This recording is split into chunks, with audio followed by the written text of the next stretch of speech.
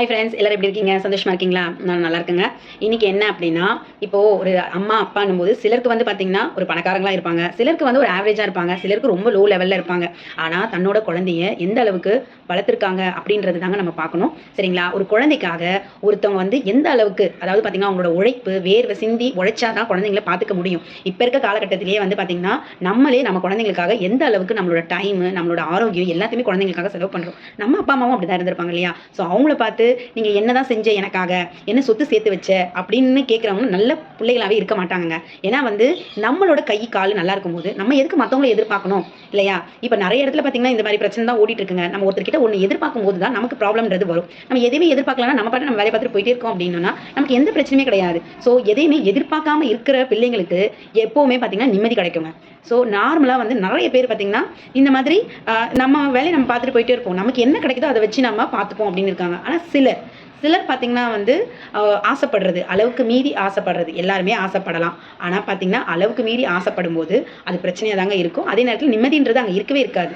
ஆசைன்றது எல்லாருமே படலாம், அது தப்பே கிடையாது. ஆனால் நமக்கு என்ன இருக்கோ அதுக்கு தகுந்த மாதிரி நம்ம வந்து நம்ம வேலைகளையும் சரி, நமக்கு கிடைச்ச காசும் சரி, அதை வச்சு நம்மளால் என்ன பண்ணிக்க முடியும் அப்படின்றது தான் நம்ம பார்க்கணும்.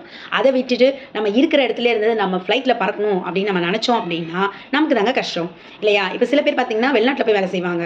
அவங்களாம் பார்த்திங்கன்னா குடும்பத்தை விட்டுட்டு, பொண்டாட்டியை விட்டுட்டு, அம்மா அப்பா எல்லாரையும் விட்டுட்டு போய் வேலை செய்வாங்கங்க. ஸோ அவங்களுக்குலாம் எவ்வளோ கஷ்டன்றது அவங்களுக்கு மட்டும்தான் தெரியும். ஆனால் பார்க்குறவங்களுக்கு என்ன தெரியும்? அவன் என்னம்மா வெளிநாட்டில் போய் வேலை செய்கிறான், அவனுக்கு என்ன பிரச்சனை இருக்க போகுது அப்படி தான் நினைப்பாங்க. ஆனால் அவங்களோட டைம் எல்லாமே குழந்தைங்களை ஸ்பெண்ட் பண்ண முடியாது. இந்த மாதிரி நிறைய விஷயம் இருக்குது. இவங்க என்ன பண்ணுவாங்கன்னா சொத்து சேர்த்து வைப்பாங்க, வெளிநாட்டில் போய் வேலை செஞ்சு எல்லாத்தையும் சேர்த்து எடுத்துட்டு வருவாங்க. ஆனால் சிலர் பார்த்தீங்கன்னா வந்து கூடவே இருந்து, குழந்தைங்க கூட இருந்து, அம்மா அப்பா கூட இருந்து, அதுக்கப்புறம் அதாவது பொண்டாட்டி அவங்க கூடலாம் இருந்து அவங்களோட டைம் எல்லாத்தையும் அவங்களுக்காக செலவு பண்ணுவாங்க. தனக்கு என்ன வருதோ வருமானம் அதை வச்சு வீட்டை பார்க்கணும்னு நினைப்பாங்க. சில பேர் இந்த மாதிரி இருக்காங்க. அதுக்குன்ட்டு நம்ம வந்து நம்ம அம்மா அப்பாவை என்றைக்குமே விட்டு கொடுக்க கூடாதுங்க. என்ன ஆனாலும் சரி, நம்மளை பெற்று வளர்க்கும் போது அவங்க பட்ட கஷ்டம் வந்து கொஞ்சம் நஞ்சமாக இருந்திருக்காது இல்லையா? சிலருக்கு வந்து நல்ல தாய் தகப்பன் கிடைக்காம இருக்கலாம். ஸோ அவங்களாம் வந்து என்ன நினைக்கிறாங்க, மனசுக்குள்ளே கஷ்டப்பட்டுட்டு எனக்கு அந்த மாதிரி கிடைக்கல, ஆனால் என் வாழ்க்கையை எனக்கு பார்த்துக்க தெரியும், நமக்கு நல்ல ஆரோக்கியத்தை நம்ம அம்மா அப்பா கொடுத்துருக்காங்கன்னா அது போதும் இல்லையா? சொத்துன்றது எனக்கு ஒன்றால் வரும், எனக்கு ஒன்றால் போகும். நம்ம சின்ன வயசுலேருந்தே சாப்பிட்ற சாப்பாடு தாங்க நம்ம வளர்ந்ததுக்கப்புறம் நமக்கு நல்ல ஆரோக்கியத்தை கொடுக்கும். இருக்கிறத நம்ம மெயின்டைன் பண்ணணும், அவ்வளோதான். நிறைய பேருக்கு பார்த்திங்கன்னா ஹார்மோன் ப்ராப்ளம், அந்த ப்ராப்ளம், இந்த ப்ராப்ளம் என்ன நம்ம பார்க்குறோம். இதெல்லாம் எதனால்?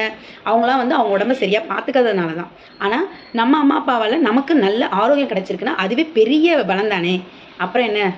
எங்கள் அத்தை ஒருத்தவங்க இருந்தாங்க. அவங்க பார்த்தீங்கன்னா அவங்களோட மாமனார் மாமியாரை அவ்வளோ சூப்பராக பார்த்துக்கிட்டாங்க. அவங்க மாமனார் மாமியாரும் வந்தப்போ பார்த்தீங்கன்னா எங்கள் அத்தையை வந்து ரொம்ப சூப்பராக பார்த்துக்கிட்டாங்க. ஸோ அதனால் அவங்க நல்லபடியாக பார்த்துக்கிட்டாங்க. ஸோ இப்போ வந்து பார்த்திங்கன்னா எங்கள் அத்தைக்கு உடம்பு சரியில்லாதப்போ அவங்க பசங்க அவங்களும் நல்லா பார்த்துக்கிறாங்க. ஸோ அந்தளவுக்கு வளர்த்துருக்காங்க. அதுவே தான் அவங்களுக்கு நடக்குது. ஸோ எப்போவுமே நம்ம என்ன பண்ணுறோமோ நம்ம பிள்ளைகளும் அதையே பார்க்கும், அதே தான் செய்யுங்க. ஸோ நம்ம என்ன செய்கிறோமோ அதுவே நமக்கு வந்து சேரும். என் வீடியோ பிடிச்சிருந்தா லைக் பண்ணுங்கள், ஷேர் பண்ணுங்கள், கமெண்ட் பண்ணுங்கள். பாய்.